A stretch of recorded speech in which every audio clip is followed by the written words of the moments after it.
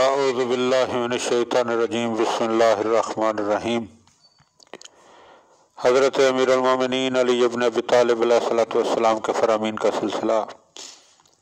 اور نہج البلاغہ کے تیسرے باب میں سے 164 نمبر فرمان آپ صاحبان کی خدمت میں ہدیہ کرنے کا شرف حاصل کیا جا رہا ہے۔ وقال علیہ السلام، آپ علیہ الصلوۃ والسلام نے ارشاد فرمایا، من قضا حقا من لا یقضی حقہ فقد عبدہ۔ مولا فرماتے ہیں کہ جو شخص ایسے شخص کا حق ادا کرے کہ جو اس کا حق ادا نہ کرتا ہو،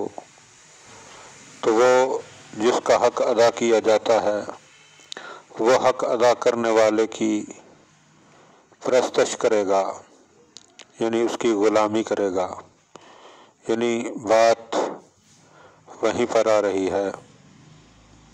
کہ اگر برائی کا جواب برائی سے اور گالی کا جواب گالی سے دیا جائے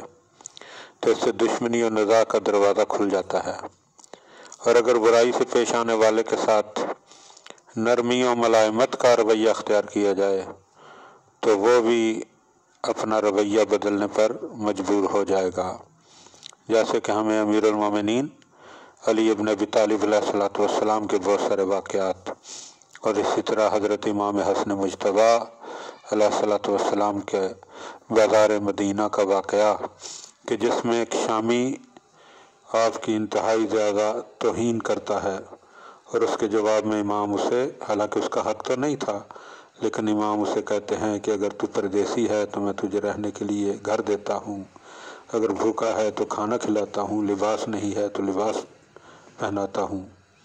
تو جواب میں قدموں میں گر کر ایک جملہ کہتا ہے کہ جب میں آیا تھا تو میری نظر میں آپ سے برا کوئی نہیں تھا،